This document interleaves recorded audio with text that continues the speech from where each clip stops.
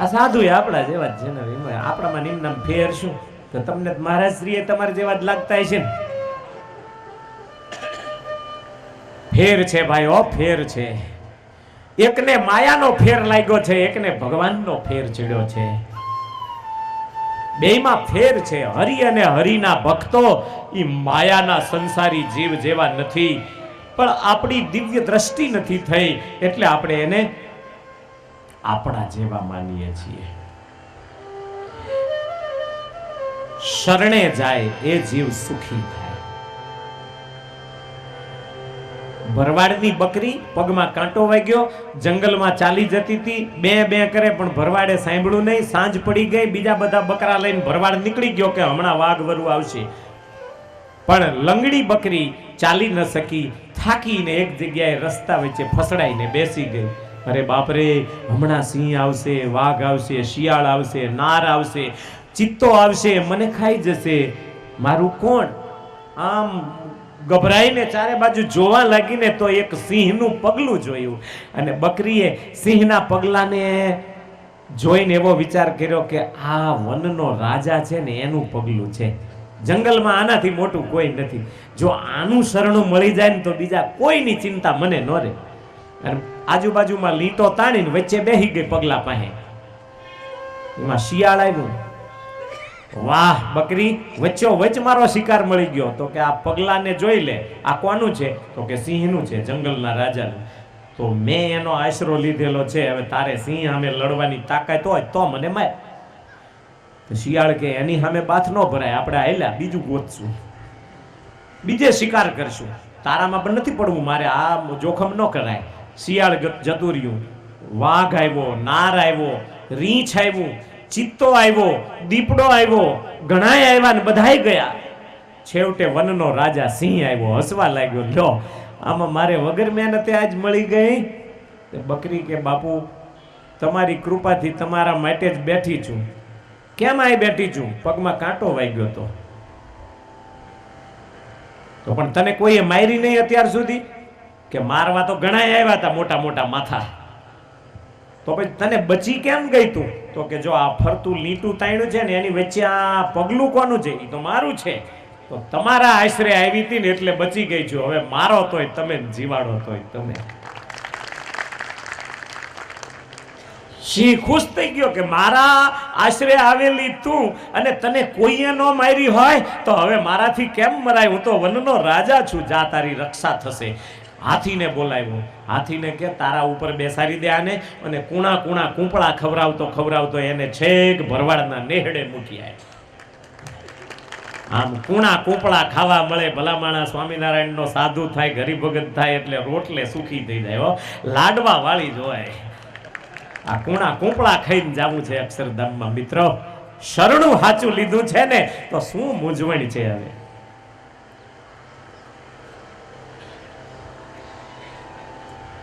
પુરુષોત્તમ નારાયણનો આશરો જેણે કરી લીધો હોય એને હવે ચિંતા ન કરવાની હોય, પણ ભક્તો આશરો લેવો પડે.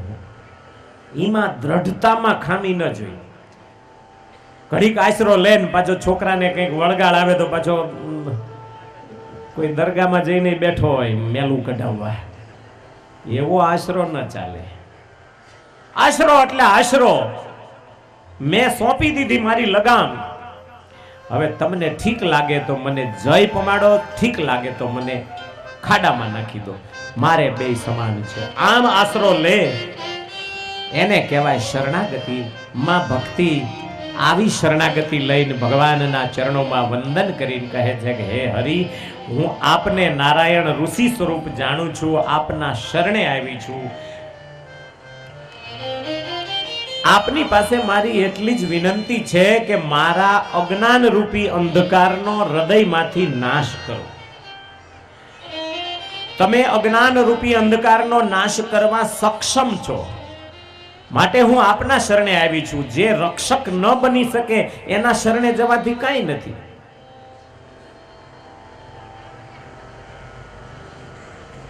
એક લૂંટારો આપણી પાછળ પડ્યો હોય ને આપણે બીજા લૂંટારાના શરણે જઈએ તો એ લૂંટવાનો જ છે. એમાં શું મળે આપણું? પણ જે ખરી રક્ષાના કરનાર છે એવા તમે છો. તમારી માયાને સાથે રાખી તમારો દિવ્ય ભાવ ગુપ્ત કરી અને તમે મારા પુત્ર બનીને આવ્યા છો. માત્ર મારા પુત્ર નથી. આજ સુધી મને લાગતું હતું કે મારા ઘનશ્યામ મારા દીકરા છે, પણ હવે મને લાગે છે કે તમે તો અક્ષરધામના ધીંગા ધણી છો. હું આપના શરણે આવી છું. મારા મનમાં હવે વૈરાગ્ય જાગ્યો છે. મારું શરીર હવે રહે એમ નથી. મોક્ષ કઈ રીતે થાય, જીવને આ માયામાંથી કેમ છૂટાય, એ રસ્તો મને બતાવો. માં, સરસ પ્રશ્ન તમે પૂછ્યો છે. અંતકાળે આવો પ્રશ્ન દરેક જીવને ઉઠવો જોઈએ. માં, જેને જેને આવો પ્રશ્ન ઉઠે ને એનો મોક્ષ અવશ્ય થાય. માં, મોક્ષ મેળવવો હોય ને તો ભગવાનના શરણે જવું પડે. જે ભગવાનની શરણાગતિ લઈને ભગવાનની સેવા પૂજા કર્યા કરે એનો મોક્ષ 100% થઈ જાય. માં કહે પણ હું ભગવાનને ઓળખતી ન હોય તો શું કરવું? 11 વર્ષથી તમારા ભેગી રહું છું છતાં તમને ન ઓળખી શકી. એટલે જીવ ભગવાનને ઓળખી નથી શકતો. એ મોટામાં મોટી ઘાટી છે. તો હું ભગવાનને ન ઓળખતી હોય તો શું કરવું? માં, તો જે ઓળખે છે એના શરણે જવું પડે. આપણે ન ઓળખતા હોય તો આપણે જે ઓળખતા હોય એનું શરણું લેવું પડે. આપણને ન આવડતું હોય તો જેને આવડતું હોય એની પાસે શીખવું પડે કે સીધા વાવણીઓ લઈને મંડી પડીએ વાવવા? કેમ વાવવું, કેમ હાંકવું, કેમ વાઢવું, બધું શીખવું પડે ભાઈ. તો મોક્ષ મેળવવો છે તો શીખ્યા વગર મળી જશે. જેને આવડે છે માયા તરતા એના શરણે જવું પડે. શીખ્યા વગર કઈ ન આવડે. હરિલીલામૃતમાં એક કહાની આવે છે કે એક ડાહી દીકરી વહુ બની અને સાસરે આવી. પછી ઉનાળાનો ટાઈમ હતો, કેરીઓ સરસ મજાની ઘરે આવી હતી. એટલે સાસુએ કહ્યું કે વહુ આજ શું બનાવશો? કે બા તમે કોઈ. તો કે આજ રસ રોટલી કરો, આવડશે ને? કે આવડે જ ને, એમાં શું મોટી વાત છે. અને વહુએ રસ રોટલી કરવાનો નિર્ણય સાસુ પાસેથી મેળવી લીધો. પૂછ્યું નહીં કે નથી આવડતું, કઈ રીતે કરવી, કઈ ન પૂછ્યું. અને રસ રોટલી કરવા માટે વહુએ કેરીનો રસ કાઢ્યો. પછી લોટ લીધો કથરોટમાં અને એની અંદર રસ રેડી દીધો ને પછી લોટ બાંધી અને રોટલી શેકી નાખી. થોડી વાર થઈ, સાસુ આવ્યા, રસ રોટલી તૈયાર થઈ ગયા. કે હવ તૈયાર, હાલો બેસી જાઓ. ગરમા ગરમ રોટલી તો એવી ધુમાડા કાઢતી આવી, કારણ કે એક તો રસ હોય ને એ જયારે તવામાં શેકાય ત્યારે કેવી દશા થાય એની. ચારે બાજુ ભમરા પડી ગયેલા ને એવું બધું થયું, પણ રસ ક્યાંય દેખો નહીં. એટલે સાસુએ પૂછ્યું, વહુ આ એક રોટલી જ કરી છે, રસ નથી કર્યો? તો કે અંદર રસ નાખીને રોટલી બનાવી છે. અરે તારી ભલી થાય. પૂછવું તો હતું મને કે આ રસ રોટલી કેમની થાય. નો આવડે ને તો કોકને પૂછીને કરવું, બાકી અખ્તર ડાયા ન થવું. સલાહ લેવામાં કઈ નાના ન થઈ જવાય. માં, મોક્ષનો રસ્તો તમને ન જડતો હોય, ભગવાનની ઓળખ તમને ન હોય તો જેને ઓળખ છે એવા સંતના શરણે જવું. માં, જે સંતનું શરણ લે છે ને એને ભગવાનની ઓળખ થાય છે. સતામ સંગેન બુદ્ધવાદૌ તન મહાત્મ્યમ તદાપ્તયા સ્વધર્મ જ્ઞાન વૈરાગ્ય યુજા ભક્ત્યા સસેવ્યતા.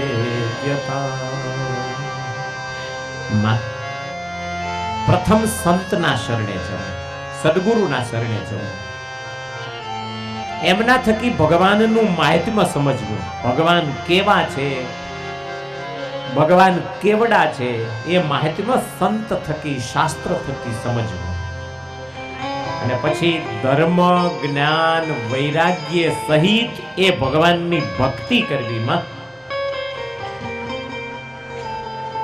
ભક્તિ કરવાથી જ મોક્ષ થાય છે, પણ ભક્તિ કોની કરવી એ શીખવું પડે ને.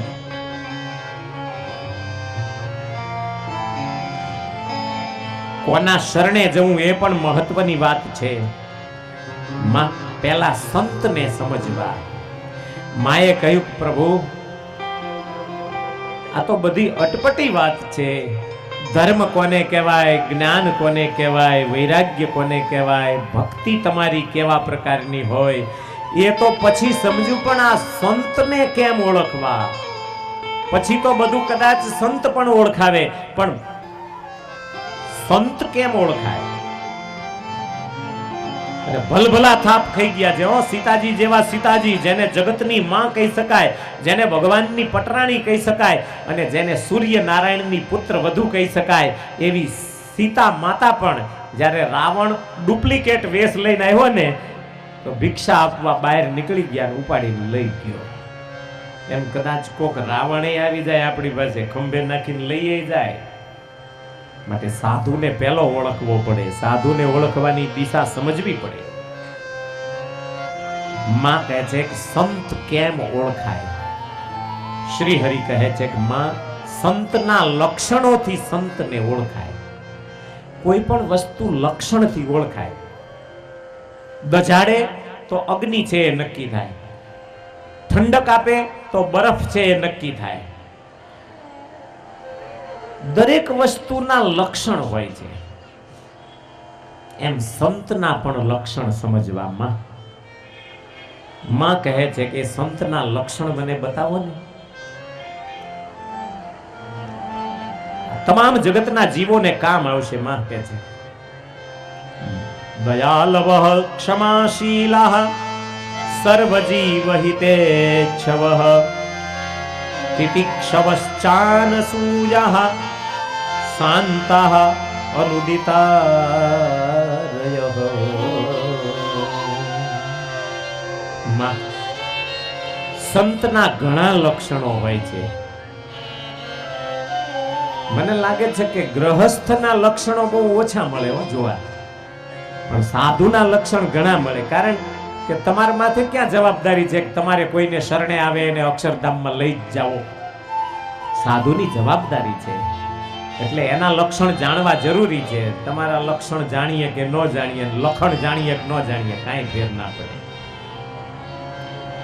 એટલે ક્યાંય એવું ન કહ્યું કે હરિભગતના લક્ષણ જાણવા, પણ સંતના લક્ષણ વારે વારે પૂછવામાં આવે છે.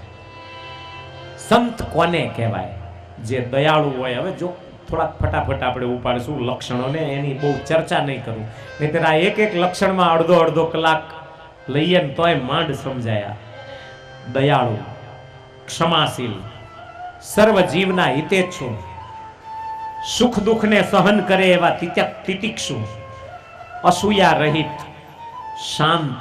એટલે મનનું જેને સમન થયું છે, મન જેનું દોડા નથી કાઢતું બહુ, શત્રુ રહિત, ઈર્ષા રહિત, વેર રહિત, માન રહિત, મત્સર રહિત. આ બધું ન જોયો મનસુખભાઈ હસે છે કે આ બધું મળે છે, કેમ જોતા જાય જો બધા.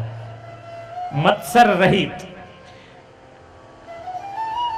બીજાને યથા યોગ્ય માન આપનારા.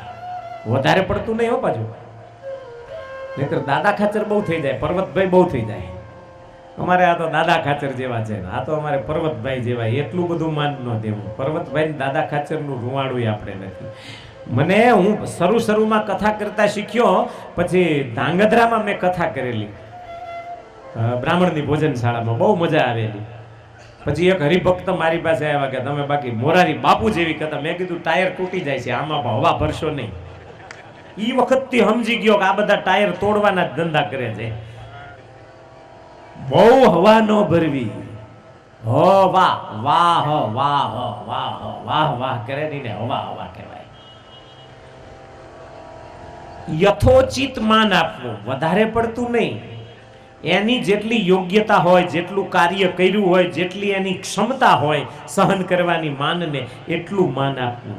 વધારે પડતા હાર ને આન તેન બધું પહેરાવ કરીએ ને પછી માન કોક દિવસ આપણને મુસીબતમાં મૂકી દેવો.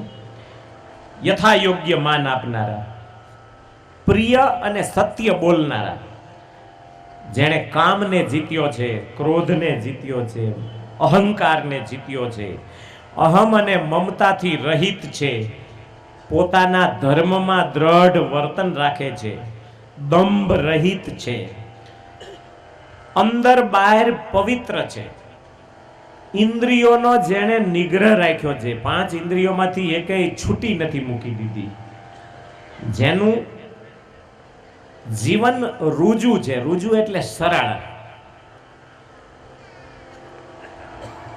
મિતભાષી, ઓછું બોલનારા. તો પછી અમે કથા કરીએ છીએ, બહુ બોલીએ છીએ. આ નહીં, લૌકિક શબ્દો ઓછામાં ઓછા વાપરવાથી કામ પતાવી દેવું. બાકી ભગવત કથામાં તો ક્યારે સુખદેવજી પણ શાંત નથી રહ્યા. માટે ભગવાનની વાત કરવી બોલ્યા ન કહેવાય. ભાગવતનો 11 સ્કંદ એમ કહે છે કે મૌન રહેવું. મૌનનો અર્થ ત્યાં કર્યો છે એવો ભાગવતમાં કૃષ્ણ ભગવાન જ ઉદ્ધવજી પાસે બોલ્યા છે કે મૌન એટલે જરૂરથી વધારે ન બોલવું, એને મૌન કહેવાય. ઘણા દેવો અર્થ કરે કે 2-4 ગાળો દેવાની જરૂર હતી એટલે મેં દીધી હતી. આ જરૂર છે, એથી ઓછું નથી બોલ્યો. એવા અર્થ ન કરતા બાપાઓ. આ ભગવાન સંબંધી જ બોલવું, અને લૌકિક સંબંધમાં પણ ધર્મમાં રહીને જે વાત કરવી એ જરૂર પૂરતી કરવી. મોટા બાપુજી વાત કરતા, ગુલઝારી નંદન રેલવે પ્રધાન થયા હતા. પછી બાપુજી કે એનો એવો સ્વભાવ હતો, કોઈની સાથે કંઈ પણ રેલવે પ્રધાન થયા એટલે જવાબદારી તો હોય, વાત કરવી પડે. વાત કરે પણ આમ વચ્ચે વચ્ચે પાછા સ્વામિનારાયણ સ્વામિનારાયણ બોલતા જાય. તમે એક છે ને ઓલી રેલવેને સ્પેશિયલ કેસમાં મોકલી દો, સ્વામિનારાયણ સ્વામિનારાયણ, જરા એ આવે ને એટલે મને ખબર કરજો, સ્વામિનારાયણ સ્વામિનારાયણ આમ બોલે. બોલો, બાપુજી વાત કરતા હતા, મને યાદ છે વર્ષો પહેલા આ વાત કરેલી. ભક્તો, હરતા ફરતા કરશું કામ, મુખથી બોલશું સીતારામ. આ કરવાનું છે. હરતા કરશું કામ, મુખથી બોલશું,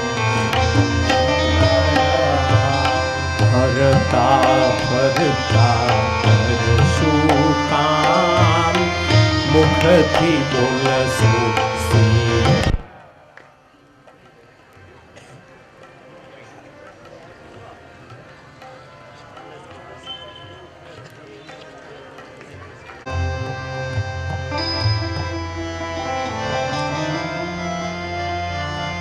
હરતા ફરતા સ્મરણ કરશું ભગવાનનું.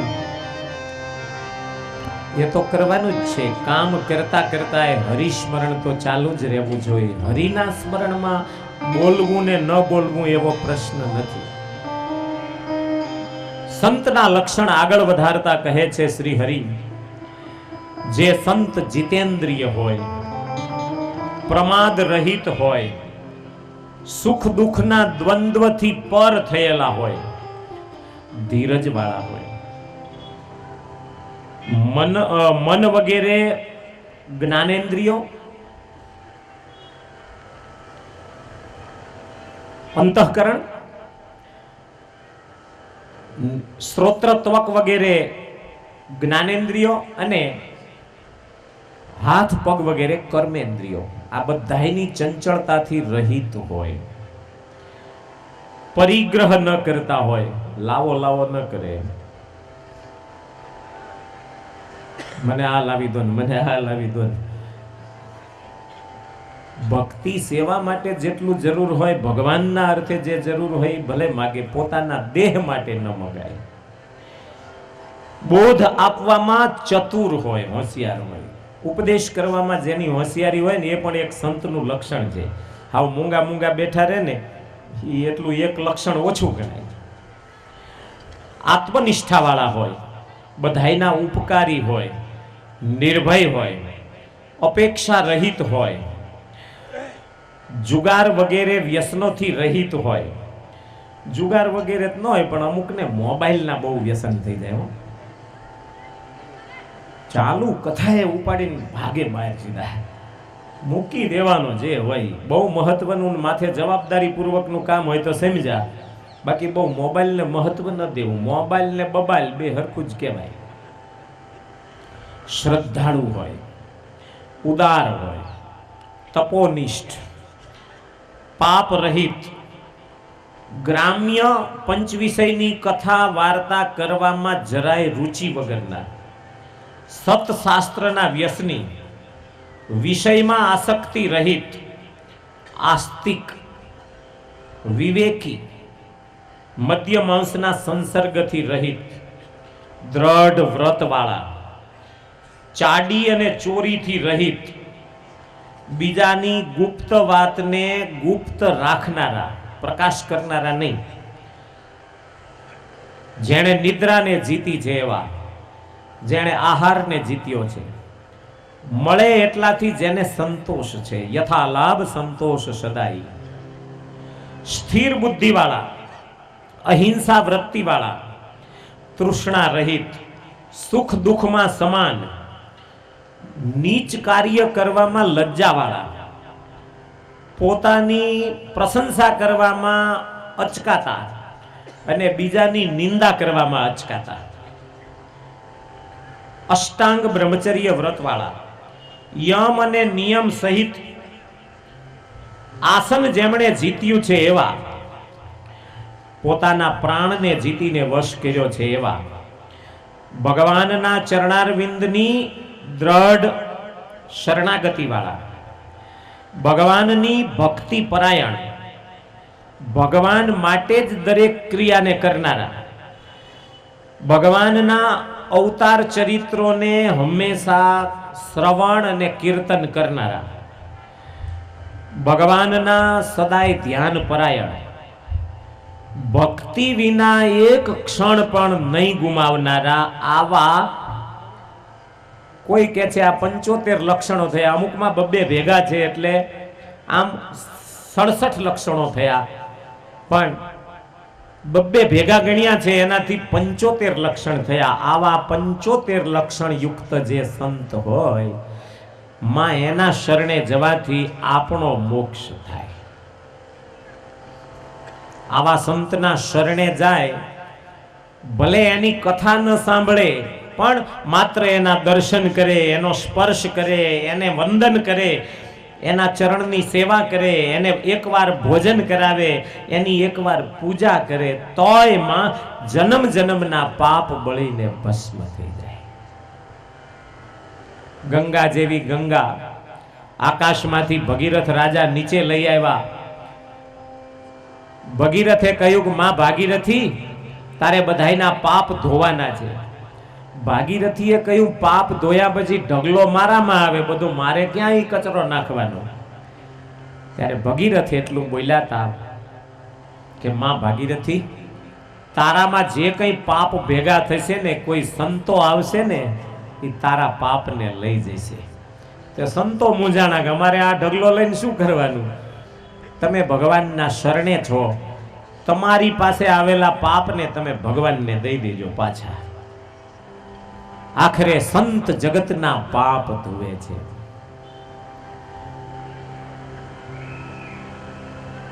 નિરસ વિશદ ગુણમય ફલ જાસુ, સાધુ ચરિત શુભ સરીસ કપાસુ. કપાસના ફૂલ જેવા સંત છે. કપાસના ફૂલમાં સુગંધ હોય. ભગવાનને હાર બનાવીને કોઈ લાવ્યું તો એમાં શું તમને ફાયદો દેખાણો? તુલસીદાસને કોઈએ પૂછ્યું તો કે નિરસ છે, એમાં રસ નથી, પણ એમાંથી એક કેરી બેસે છે. કેરીમાં એવો કોઈ રસ નથી. ભલે પછી નાના છોકરા બહુ ભૂખ્યા થયા હોય, કાચી કાચી 2-3 ખાઈ જાય, પણ એનાથી પેટ ન ભરાય. તો પછી એના ફળમાં શું ફાયદો? તો કે એનો ફાયદો એટલો છે કે એમાંથી કપાસ નીકળે છે, અને એ કપાસમાંથી તંતુ બને છે, ને એ તંતુથી કપડું બને છે, ને આખા જગતની આબરૂને ઢાંકે છે મારો સાધુડો. એટલે હું કહું છું કે સાધુ જગતની આબરૂને ઢાંકણનાર ઢાંકણું છે ભાઈ. આવા સંતના જે શરણે જાય, માં એકવાર એના દર્શન કરે, સ્પર્શ કરે, એનું ભોજન કરાવે, એનું પૂજન કરે, તોય એના જન્મ જન્મના પાપ બળીને ભસ્મ થાય. અરે ભગવાને એમ કહ્યું છે સંત મારું હૃદય છે, એટલે એ તો સંતના હૃદય સમા છે અને એના એક એક પગલે તીર્થનો જન્મ થાય છે. મિત્રો, સંતના યત પદે તીર્થ જાતમ, એક પગલું પડે ને તીર્થ કહેવાય. શિવ ને પાર્વતી બેવ જણા જતા હતા, એક માટીનો ટીંબો આવ્યો, શિવજી ઉભા રહ્યા, પોઠીએથી નીચે ઉતર્યા, નીચે ઉતરી દંડવત કરવા માંડ્યા માટીના ટીંબાને. ત્યારે સતી એમ કહે છે કે મહારાજ, એ બાજુ કોઈ ટીંબા ઉપર બેઠું નથી ને દંડવત કેમ કરો છો? તો કે સતી, આ એક એવી સ્મૃતિ છે, આય નારદજી, અગત્ય ઋષિ અને હું ત્રણે જણા એકવાર સત્સંગ કરવા બેઠેલા માટીના ટીંબે. ઈ સંતની પ્રસાદીની રજ ભરેલી ભૂમિ છે, એટલે હું દંડવત કરું છું. જગતનો દેવ કહેવાય મહાદેવ, અને ઈ જો ઈ નારદ અને અગત્ય ઋષિની પ્રસાદીની ભૂમિને તીર્થ માનીને દંડવત કરતા હોય તો ઈ સંતનો મહિમા કેટલો હોય. માં, આવા સંતનો પ્રસંગ રાખવાથી આ જગતમાં કઈ વસ્તુ દુર્લભ છે.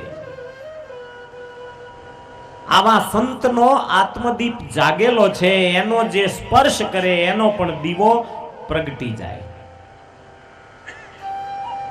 માં, આવા સંતના શરણે જવું. માએ કહ્યું કે બેટા, ઓળખાઈ ગયા સંત કેવા હોય, હવે એવા સંતના શરણે જઈએ, પછી ધર્મ, જ્ઞાન, વૈરાગ્ય અને ભક્તિ ચારેયના લક્ષણ પણ મારે જાણવા છે કે ઈ કેવી રીતે કરવું બધું. અને હવે ધર્મનું લક્ષણ બીજા અધ્યાયમાં શ્રી હરિ બતાવે છે.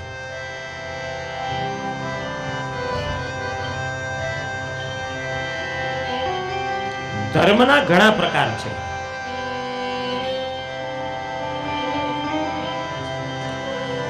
એ પ્રકારોમાંથી મુખ્ય પ્રકાર શ્રી હરિ અહીંયા માતાને બતાવે છે. માં સર્વ લોકને ધારણ કરે એનું નામ ધર્મ છે. એમાં પણ સાધારણ ધર્મ જુદો અને વિશેષ ધર્મ જુદો. માં બે પ્રકારે ધર્મને નોખો પાડી શકાય. સાધારણ ધર્મ સૌને સરખો પાળવાનો આવે માં, અને વિશેષ ધર્મ સૌને લાગુ પડતો હોય એને જ પાળવાનો હોય, બીજાને નહીં. જેમ કે બ્રાહ્મણનો ધર્મ ક્ષત્રિયને ન પાળવાનો હોય, ક્ષત્રિયનો ધર્મ વૈશ્યને ન પાળવાનો હોય, વૈશ્યનો ધર્મ શૂદ્રને ન પાળવાનો હોય, શૂદ્રનો ધર્મ સત્શૂદ્રને અસત્શૂદ્રને ન પાળવાનો હોય, અને અંત્યજનો ધર્મ બ્રાહ્મણને ન પાળવાનો હોય. અવળો સવળો કોઈએ બીજાનો ધર્મ પાળવો નહીં, કારણ કે પરધર્મો ભયાવહ. બીજાનો ધર્મ આપણે લઈ લઈને તો એમાં ભય પેદા થાય. ઘણા હરિભક્તોને ખબર ન હોય એટલે સાધુની જેમ ભોજનમાં પાણી નાખી અને પછી બધું મેળાવીને જમે. સારી વાત છે, તમારો વૈરાગ્ય છે, પણ ક્યાંક લગ્નના માંડવે ગયા હોય ને તો એવું ગૂંદણિયું કરીને ન ખાવું. તમારે આજુબાજુ વાળાને તો હેખે સુખે ખાવા મળે. એ સંતોનો ધર્મ છે, એ તમારે જરૂર નથી. પાણી મેળાવીને જમવું, માથામાં ટોપી ઘાલવી, એક કોપીન ભર જંગલમાં પડ્યા રહેવું, આ બધો સાધુનો ધર્મ છે. ગ્રહસ્થનો ધર્મ જુદો છે. એની શોભા એ ત્યાગીને દૂષણ, ત્યાગીની શોભા એ ગ્રહસ્થને દૂષણ. તમે માથે એવી ટોપીઓ નાખો, અમારે જેવી કાન ટોપીઓ, તો તમે કે હારા ન લાગો. અને એટલો બધો વૈરાગ હોય તો અમારી જગ્યા જ છે. અહીં જો હજી સ્ટેજ ખાલી છે. ખોટા ફૂફાડા ન મારવા. વૈરાગ જાગી જ ગયો હોય તો અહીં જગ્યા છે, મહારાજ શ્રી તૈયાર છે, જ્યારે કહો ત્યારે તમે તાર ચોમાસામાં ન દેતા હોય તો દીક્ષા અપાવડાવી દઈશું. સાધુ થવું નથી અને સાધુના ધર્મ પાળવા છે, બે ન બને. સાધારણ ધર્મ સૌના સરખા, વિશેષ ધર્મ સૌના જુદા. એમાં વિશેષ ધર્મમાં પણ અલગ અલગ પ્રકાર છે. વર્ણ ધર્મ, આશ્રમ ધર્મ, વર્ણાશ્રમનો ભેગો ધર્મ, ગૌણ ધર્મ, નૈમિત્તિક ધર્મ, આવા 5 પ્રકાર છે. અને છઠ્ઠો પ્રકાર થયો સાધારણ ધર્મ. એટલે 6 પ્રકારના ધર્મ છે. એમાં વર્ણ એટલે બ્રાહ્મણ, ક્ષત્રિય, વૈશ્ય, શૂદ્ર. આશ્રમ એટલે બ્રહ્મચર્ય, ગ્રહસ્થ, વાનપ્રસ્થ અને સંન્યાસ.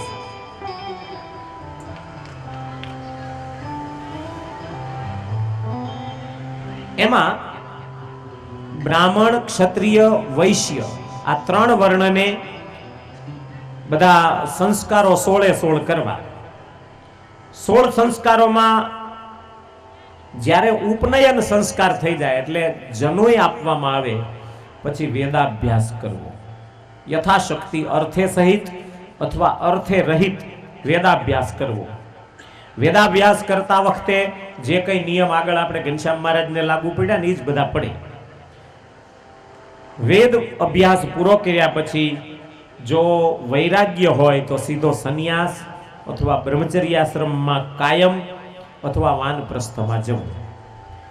અને વૈરાગ્ય ન હોય તો ગ્રહસ્થાશ્રમમાં જવું.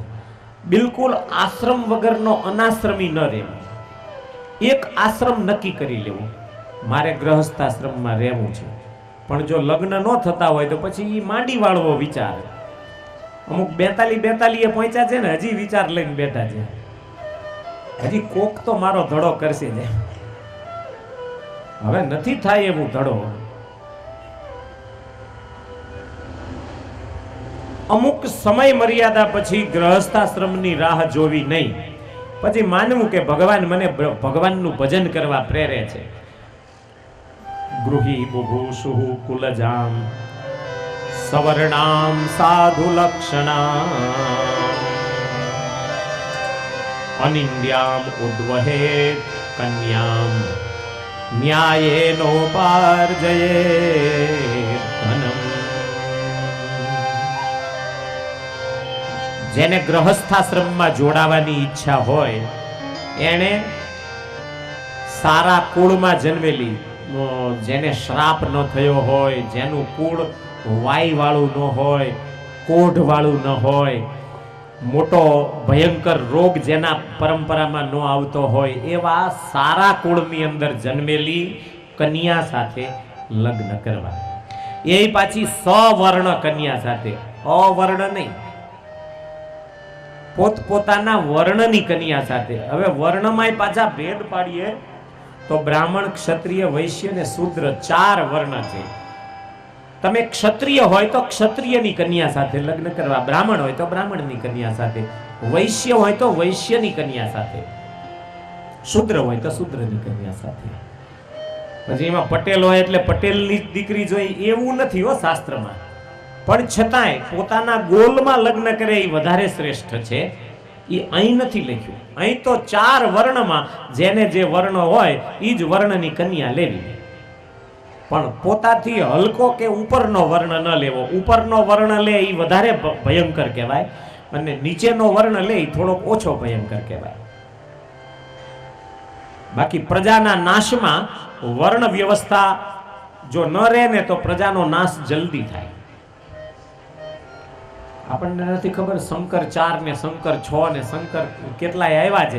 એ બધું શું છે? વર્ણશંકર કપાસનું બી છે. અને એ વર્ણશંકર કપાસને કેટલી દવા છાંટવી પડે છે. અમારો ગોદડિયો કોઈ દી દવા ખાતો તો વગર દવાએ ભાઈડો જીવતો તો હો વરા ડોહા જીવી ગયા. બાપુજીને જોવો તમે 96 વર્ષ, અમારે કૃષ્ણ જીવન સ્વામીને અત્યારે 97 વર્ષ. એ ગોદડિયા છે. અને આ શંકર જાતિ બીટી જાતિ આવી છે ને તે દવાઈઓ છાંટ જ કરવાની. જન્મે ત્યાંથી દવા, દવાખાનામાંથી દવા, જન્મે ત્યારે હોસ્પિટલ, વચમાં માંદો પડે તો હોસ્પિટલ, મરે ત્યારે છેલ્લા શ્વાસે પાછો હોસ્પિટલ, હોસ્પિટલ ટુ હોસ્પિટલ ને વાયા હોટલ. આડા ટાઈમે પૂછો ક્યાં ગયા કે હોટલે એસે જાઓ. હવે આ જીવન થઈ ગયું હોય એને ધર્મની શું સમજણ પડે? વર્ણ વ્યવસ્થા પ્રમાણે પોતાના વર્ણની સારા કુળની જન્મેલી, પોતાથી આવરદામાં નાની, પોતાને તુલ્ય નહીં, પોતાથી મોટી નહીં, પોતાથી થોડી નાની હોય, એક દિવસ 1 કલાકે પણ નાની હોવી જરૂરી છે કન્યા. અને અનિંદ્યા, જેના માથે નિંદા ન આવી હોય, કોઈ કલંક ન આવ્યું હોય એવી કન્યા સાથે લગ્ન કરવા. ન્યાયથી ધન કમાવું, પોતાના પોષ્ય વર્ગનું પોષણ કરવું, દરેક જીવ કરતા ભગવાનના ભક્તનું વધારે મહત્વ આપવું. જોકે ધર્મની ચર્ચા તો મહારાજે અહીંયા આખા અધ્યાયમાં એટલી સરસ કરી છે, પણ આપણે પંચમ પ્રકરણમાં વિશેષ વિસ્તારથી સમજશું જો સમય રહેવા દેશે તો. બાકી આ બધું સમય ખાઈ જાય તો વળી પંચમ પ્રકરણમાં વધારે આપણે સંક્ષેપ કરવાનો આવી જાય એવું પણ બને. પણ આવા બધા ગ્રહસ્થના ધર્મ, પછી વાનપ્રસ્થીના ધર્મ, પછી સંન્યાસીના ધર્મ, પછી સધવા વિધવા બાઈઓના ધર્મ, રાજાઓના ધર્મ, બધું જ સંક્ષેપમાં અહીંયા કહી અને ધર્મ પ્રકરણની સમાપ્તિ કરી છે. હવે આવે છે જ્ઞાન પ્રકરણ. તૃતીય અધ્યાયમાં જ્ઞાનની વાત આવે છે. માં હવે હું તમને જ્ઞાનનું લક્ષણ બતાવું. જ્ઞાન કોને કહેવાય? યદ વસ્તુ યાદૃશમ તસ્ય તાદૃક્ત્વેન પ્રમાણત વેદનમ યત્તદુદિતમ માતર જ્ઞાનસ્ય લક્ષણમ. માં જે વસ્તુ જેવી હોય એ વસ્તુને એવા જ સ્વરૂપે સમજવી એનું નામ જ્ઞાન છે. આડી અવળી સમજો તો જ્ઞાન ન કહેવાય. જે જેમ છે એમ જ સમજવું પડે.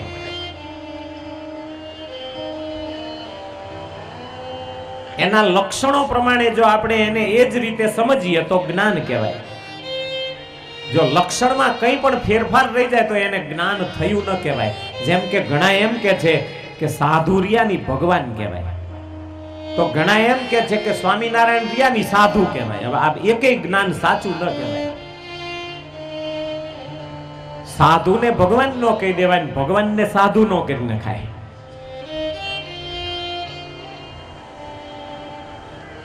ઘણા ઊંધું ચતું સમજી લે છે, એટલે ઉલટ સુલટ જ્ઞાન થાય એને જેવું છે એવું જ્ઞાન ન કહેવાય. અગ્નિને અગ્નિ જ કહેવાય, વાયુને વાયુ જ કહેવાય, તેજને તેજ જ કહેવાય, રૂપને રૂપ જ કહેવાય. જે જેવી વસ્તુનું જેવું પ્રમાણ સાથેનું પ્રમાણતઃ બધું આમ આપણા મનથી ધારેલું જ્ઞાની નહીં, શાસ્ત્રના પ્રમાણ પ્રમાણે. નહીતર આપણે આપણી રીતે ઘણા અર્થ કરતા હોય કે અહીંયા છે ને આપણે ભલે શ્રીજી મહારાજે શ્રી કૃષ્ણ કીધા છે, પણ આપણે ઈ શ્રી કૃષ્ણ આ નહીં સમજવાના, ઓલા સમજવાના. આ ને ઓલા બે શ્રી કૃષ્ણ જુદા ક્યાંય નથી. માટે શ્રી કૃષ્ણ એક જ હોય. શ્રી કૃષ્ણને જ્યાં સમજવા પડતા હોય એ જ રીતે સમજવાના આવે. શાસ્ત્રના પ્રમાણ સાથે, શાસ્ત્રની સાક્ષી સાથે જે કઈ વસ્તુને જેમ સમજવાની હોય એમ જ સમજાય એને જ્ઞાન કહેવાય. અને આવા જ્ઞાનના માત્ર બે જ વિભાગ છે, એક આત્મજ્ઞાન અને બીજું પરમાત્મ જ્ઞાન. આત્મા અને પરમાત્માને જાણવા એનું નામ જ્ઞાન છે, બીજું બધું તો બુદ્ધિનું લક્ષણ છે. શ્રીખંડ કેમ બનાવવો એ આવડે એટલે જ્ઞાન નો થઈ ગયું કહેવાય, એને બુદ્ધિ વૈધી કહેવાય. બુદ્ધિનો વિકાસ છે. જ્ઞાન જીવમાં થાય છે અને સમજણ બુદ્ધિમાં આવે છે. માટે જે બુદ્ધિમાં આવે ને એને આપણે જ્ઞાન ન કહી દેવું. બુદ્ધિનો નિશ્ચય જ્યારે આત્માની અંદર દ્રઢ થાય ત્યારે એને જ્ઞાન થયું કહેવાય. અને એવું જ્ઞાન બે પ્રકારનું, એક આત્મજ્ઞાન, બીજું પરમાત્માનું જ્ઞાન. આત્મજ્ઞાન પહેલું બતાવે છે મહારાજ કે જે આત્મા અણુ છે, સર્વવ્યાપી છે, પોતાના શરીરમાં, બહાર નહીં. ભગવાન સમગ્ર વિશ્વમાં વ્યાપી છે, આપણે માત્ર પોતાના શરીરમાં વ્યાપેલા છીએ. શરીરમાં વ્યાપેલો છે આત્મા, ઇન્દ્રિયોનો પ્રકાશક છે આત્મા. શરીરની સાથે અભિમાન થવાથી એ બદ્ધ થઈ ગયો છે. જાગ્રત વગેરે અવસ્થાઓનો સાક્ષી છે આત્મા, ભોગતા છે આત્મા. જેમ લોખંડનો ગોળો હોય એને ગરમ કરીને તપાવો એટલે કાળો વર્ણ લાલ થઈ જાય, ઠંડુ લોખંડ ગરમ થઈ જાય. એમ આત્મા જ્યારે શરીરમાં આવે ત્યારે મળદા જેવું શરીર, પણ ચેતનવંતું થઈને ચાલવા માંડે, હાલવા માંડે, ખાવા માંડે, પીવા માંડે, એવી આ આત્માની શક્તિ છે અંદર. આ આત્મા અવિનાશી છે, અક્ષર છે, માયાના 3 ગુણથી બંધાયેલો છે. પણ મુક્ત થવામાં ભગવાનની શરણાગતિ લે તો એ આત્મા મુક્ત થઈ શકે છે. પંચભૂતના શરીરમાં રહેવા છતાં પંચભૂતના 24 તત્વોથી આ આત્મા અલગ પડે છે. 24 માંથી એકેય તત્વ એના જેવું નથી થઈ શકતું. એવો આ વિલક્ષણ આત્મા છે. હવે હું તમને પરમાત્માનું જ્ઞાન કહું છું.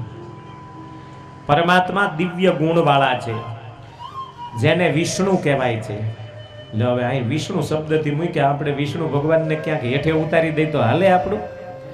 વિષ્ણુ કયા છે, નિર્ગુણ કયા છે, આવા ઘણા બધા લક્ષણોથી કહેતા કહેતા ભગવાન શ્રીહરિ કહે છે કે માં, ભગવાન જગતની ઉત્પત્તિ, સ્થિતિ અને પ્રલય કરે છે. પછી કોના પાસે કરાવે છે એ આગળની વાત છે, પણ કરે છે પોતાની ઈચ્છાથી. ભગવાન જ ઈચ્છા કરે છે. સહ ઈક્ષત, ભગવાન પોતે જ જુએ છે, પોતે જ સંકલ્પ કરે છે.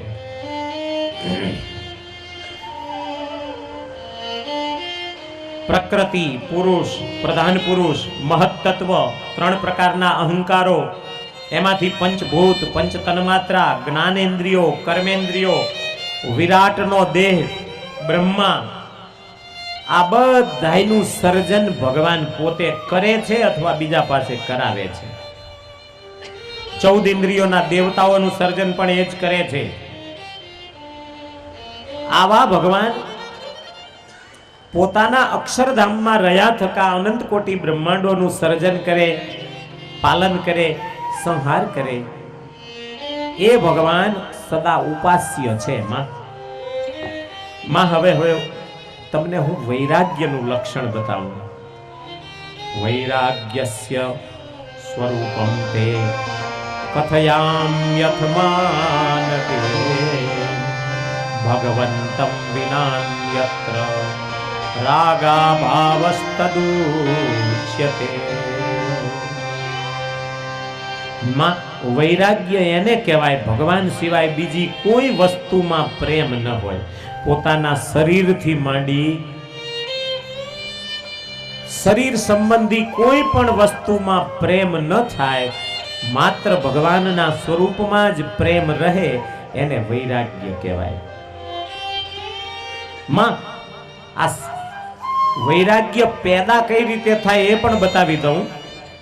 જેને સાંખ્ય જ્ઞાન થાય એને વૈરાગ્ય જાગે.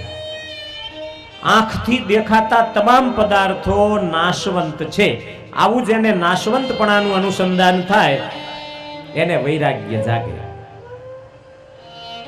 ત્યાગ ન ટકે રે વૈરાગ્ય વિના. ત્યાગ ગમે એટલો કરો ને પણ વૈરાગ્ય ન હોય ને તો પાછો ફરીને વૈરાગ્ય લાવવો પડે, નહીતર ત્યાગ ટકે નહીં. જગતના પદાર્થમાં દોષ દેખાય તો વૈરાગ્ય જાગે. જ્યાં સુધી આપણે તમાકુ ખાતા હોય એના દોષ ન દેખાતા હોય ત્યાં સુધી તમાકુ છૂટે છે. પણ એક દિવસ ગલોફામાં કંઈક દુખવા આવે અને આપણે જડબું દેખાડવા સિવિલ હોસ્પિટલમાં જઈએ, ડોક્ટર એમ કે તમાકુ ખાવાથી તમને કેન્સરની શરૂઆત થઈ ગઈ છે, માટે મહેરબાની કરીને જીવવું હોય તો આ જડબું એક બાજુનું કાઢી અને તમાકુ બંધ કરો. વૈરાગ્ય થઈ જાય ને. દોષ દેખાણો, વૈરાગ્ય થઈ ગયો. પણ જ્યાં સુધી એમાં દોષ ન દેખાય ત્યાં સુધી ફૂંક્યા જ કરે, ચાવ્યા જ કરે.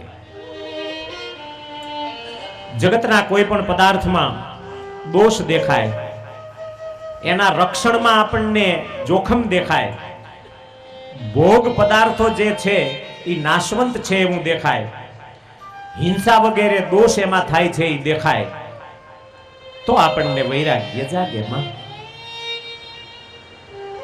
4 પ્રકારના પ્રલયનું જ્ઞાન થાય તો પણ વૈરાગ્ય થાય. નિત્ય પ્રલય, નૈમિત્તિક પ્રલય, પ્રાકૃત પ્રલય, આત્યંતિક પ્રલય, આ 4 પ્રકારના પ્રલયોનું જ્ઞાન થાય તો પણ માં વૈરાગ્ય થઈ જાય.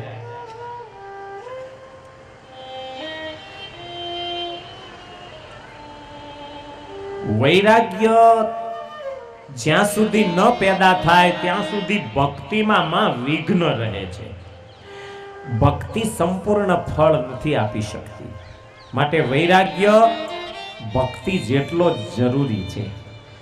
માં હવે તમને હું ભક્તિનું લક્ષણ બતાવું. ભજધાતોસ્તુ સેવાર્થ પ્રેમોક્તિં પ્રત્યજસ્ય ચ સ્નેહેન ભગવત સેવા ભક્તિ રીત્યુચ્યતે બુધૈ. માં ડાયા માણસોએ ભક્તિનું લક્ષણ એવું કર્યું છે. ભજ અને તી બે શબ્દ છે. ભજનો ભ અને એની પાછળ જ લખ્યો છે ને, એ જ નો ક થઈ જાય છે. એટલે ભક અને તી, એમાં જે ભજ ધાતુ છે એનો અર્થ સેવા કરવી થાય છે, અને તી જે શબ્દ છે ને એનો અર્થ થાય છે પ્રેમપૂર્વક સેવા કરવી. જે ભગવાનની પ્રેમપૂર્વક સેવા કરવી એ ભક્તિનો સામાન્ય અર્થ થયો. આ ભક્તિનામાં ઘણા પ્રકાર છે, પણ આખરે પ્રેમપૂર્વક કરવી. ભગવાનની સેવા કરે તોય ભલે, દંડવત કરે તોય ભલે, વંદન કરે તોય ભલે, આત્મનિવેદન કરે તોય ભલે, એની કથા સાંભળે તોય ભલે, કથા કહે તોય ભલે, મનમાં ચિંતન કરે તોય ભલે. 9 પ્રકારની ભક્તિ છે માં. એ 9 પ્રકારમાં પ્રેમ ભળે તો એને પ્રેમ લક્ષણા ભક્તિ કહેવાય, અને માત્ર શુષ્ક ભાવથી કરે તો એ ભક્તિ સંપૂર્ણ ફળદાયી ન થાય. શ્રવણમ કીર્તનમ વિષ્ણોઃ સ્મરણમ પાદ સેવનમ અર્ચનમ વંદનમ દાસ્યમ સખ્યમાત્મનિવેદનમ. આ 9 પ્રકારમાં ભગવાનનો પ્રેમ ભળવો જોઈએ. પ્રેમ સહિત કરીએ એ ભક્તિ સંપૂર્ણ ફળદાયી થાય. પ્રેમ રહિત કરે તો એને પૂર્ણ ફળ ન મળે.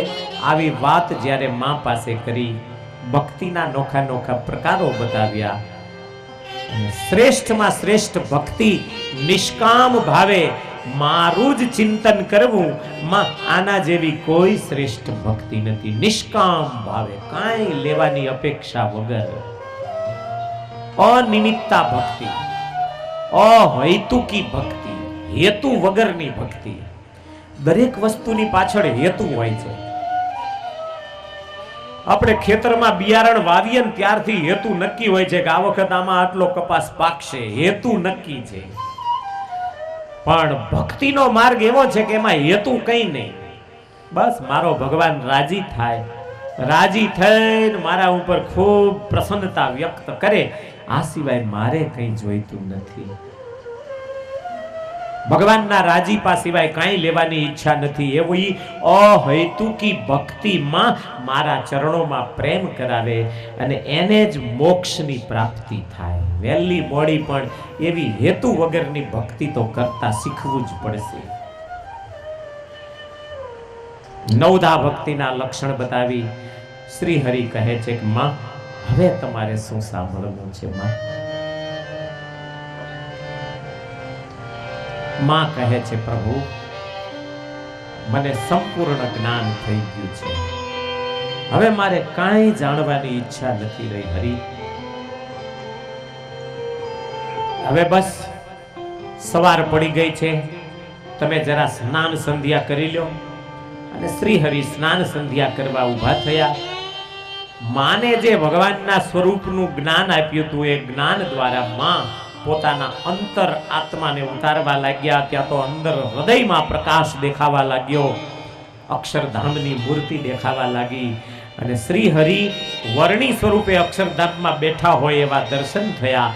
પોતાના પુત્ર ઘનશ્યામ વર્ણી સ્વરૂપે હોય એવા દર્શન કરીને માં એ મૂર્તિનું ચિંતન કરતા કરતા 2 હાથ જોડેલા ને જોડેલા ખાટલામાં રહી ગયા. માનું શરીર શાંત થયું. માની હલન ચલન ન જોઈ એટલે રામ પ્રતાપભાઈ, ઈચ્છારામભાઈ વગેરે એકદમ દોડતા આવ્યા, માં માં શું થયું શું થયું? માં બોલ્યા નહીં. ઘનશ્યામ દોડતા આવ્યા, ઈચ્છારામ પણ દોડતા આવ્યા, ધર્મદેવ પણ દોડતા આવ્યા. ત્રણેય ભાઈઓ અને ભાભી રડવા લાગ્યા. ચોધાર આંસુએ રડવા લાગેલા. ધર્મને ખબર પડી કે દીકરાઓ, માં નાની ઉંમરમાં ગઈ છે ને એટલે દીકરાઓને હવે સાચવવાની જવાબદારી મારી છે. ધર્મે ધૈર્ય ધારણ કરી પુત્રોને આશ્વાસન આપ્યું, બેટા એક વખત તો સૌને જવાનું છે, રડવાથી કાંઈ નહીં વળે બેટા. ચાલો તમારી માનો અગ્નિ સંસ્કાર કરો તમે. અને રામ પ્રતાપભાઈના હાથે માની ઔર્ધ્વ દૈહિક ક્રિયા કરાવી. 1848ની સાલ કારતક સુધી દસમને શનિવારે સવારના ભાગે માનું મૃત્યુ થયું. માનું શરીર છૂટ્યા પછી શ્રી હરિની દિવ્ય સેવામાં પોતાના પતિ ધર્મદેવની સાથે દિવ્ય રૂપે જ પાછા માં રોકાઈ ગયા છે. કારણ કે ભગવાનને મૂકીને ભક્તિને ધર્મ જાય ક્યાં?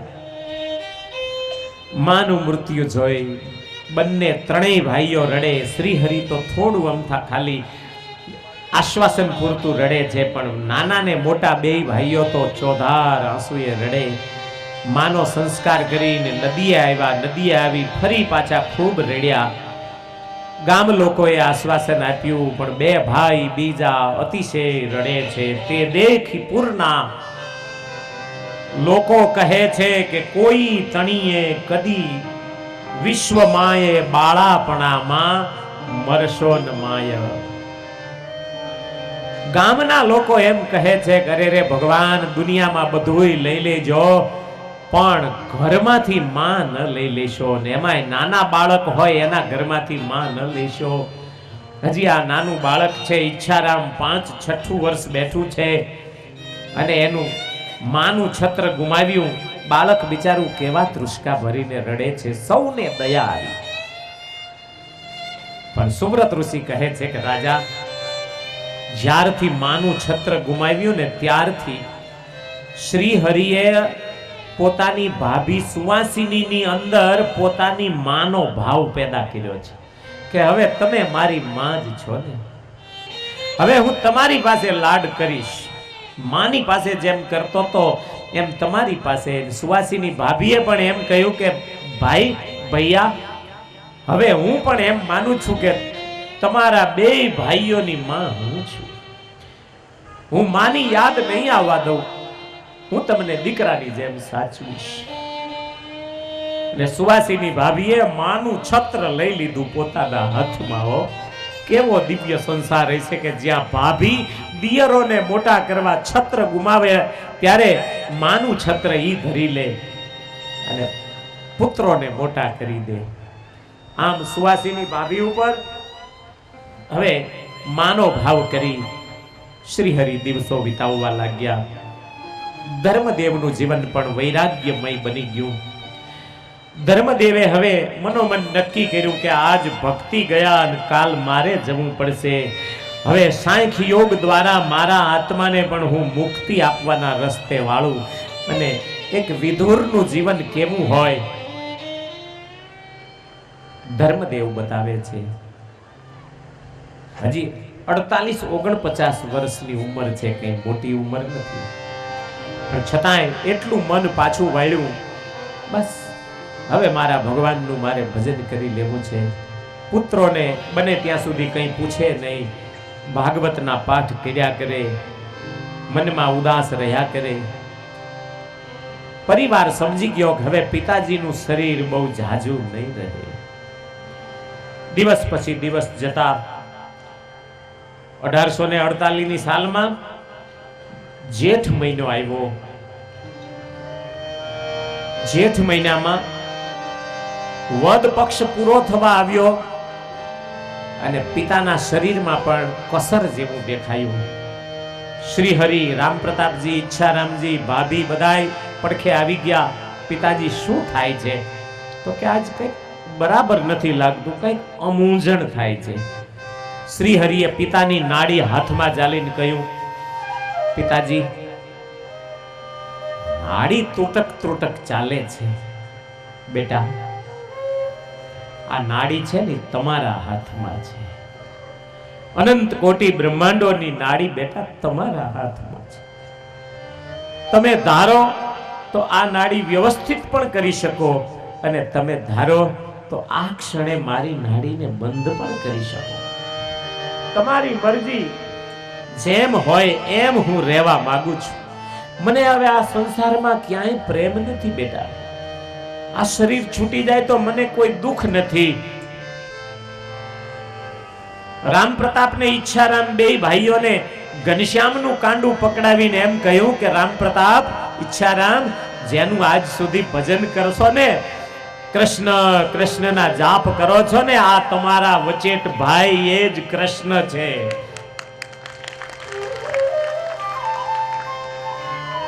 આજ સુધી તમે પરોક્ષ ભાવે ભગવાનનું ભજન કર્યું, હવે આ પ્રત્યક્ષનું ભજન કરજો. એની આજ્ઞામાં રહેશો તો તમારા ઉપર ઈ રાજી થઈને તમને ખૂબ મોટા કરશે, તમારા ઉપર ખૂબ આશીર્વાદ વરસાવશે. સારું પિતાજી. બે ભાઈઓએ ઘનશ્યામના ચરણોમાં દંડવત કર્યા. પ્રભુ, આજથી અમે તમારા છીએ. ઘનશ્યામે બે ભાઈઓને જાલી છાતીએ લગાવીને કહ્યું, અમારી મરજીમાં રહેશો તો તમે સદાય અમારા થઈને રહેશો. શ્રી હરિએ કહ્યું, પિતાજી, આપની કોઈ ઈચ્છા ખરી? નહીં પ્રભુ, કોઈ ઈચ્છા નથી. એકમાત્ર એમ થાય છે કે હવે આ શરીર છૂટે ત્યાં સુધી ભગવાનની કથા સાંભળતો સાંભળતો જાઉં. મને ભાગવત સાંભળવાની રુચિ છે. તત્કાળ બ્રાહ્મણને બોલાવ્યા, 7 દિવસની ભાગવત કરાવી. તત્કાળ ભાગવત ચાલુ કરી. જેઠ વદ ચોથના દિવસે સવારે, શુક્રવારનો દિવસ, ભાગવત કથા પૂરી થઈ. સમાપનમાં બ્રાહ્મણોને ભોજન અને દાન આપ્યા. પરિવારે પણ ભોજન કરી લીધું. શ્રી હરિ તો હજી પિતાજીની પાસે જ હતા અને ધર્મને વસમું લાગવા માંડ્યું એટલે બૂમ પાડી, મોટા ભાઈ જલ્દી આવો, પિતાને ઠીક નથી. અને ગર્ભના આસન ઉપર ગાયના છાણથી લીપી પૃથ્વી ગર્ભ પાથરી, એની ઉપર તલ થોડા વેરી અને ઘીનો દીવો કરીને પિતાજીને પથારીમાંથી નીચે લીધા. હાથ બે જોડાયેલા રહ્યા. ધર્મદેવ કાયમ માટે દુનિયા છોડી શ્રી હરિના શરણોમાં જતા રહ્યા. માતા પિતાના મૃત્યુથી ભાઈઓ બે ભાંગી પડ્યા. મોટા પુત્રના અધિકારમાં આવે એમણે અગ્નિ સંસ્કાર કર્યા. પણ શ્રી હરિને હવે બ્રહ્મચર્યાશ્રમ ધારણ કરવો છે ને, એને નૈષ્ઠિક વર્ણી બનવું છે. એટલે એમણે બીજાનું સૂતક ન લાગે એટલે પોતાની રીતે નોખું બનાવીને રાંધીને જમતા અને સૂતકથી છેટા રહેતા. બહુ ઝાઝા દિવસો ન ગયા. ઉત્તર ક્રિયા શ્રી ધર્મદેવની કર્યા પછી હવે સુવાસીની ભાભી અને રામ પ્રતાપભાઈ બે જણાના માથે આખા ઘરની જવાબદારી જ્યારે આવી, બહુ સાચવે છે. વારે વારે ઘનશ્યામને સમજાવે છે, ભાઈ, પિતાજી હતા ત્યાં સુધી ફરિયાદ આવે એ બરાબર લાગે છે, પણ પિતાજી નથી, હવે ફરિયાદો ન આવવી જોઈએ. અને એક દિવસ ઘનશ્યામ એમ બોલ્યા, મોટા ભાઈ, કાલથી કોઈ ફરિયાદ નહીં આવે. ભાભીના હૃદયમાં ફાળ પડી. આ એમ કહે છે કાલથી કોઈ ફરિયાદ નહીં આવે, એનો અર્થ શું? કદાચ પિતાજી કહેતા હતા વૈરાગી છે, સાચવજો નહીતર વયા જશે. જતા તો નહીં રે.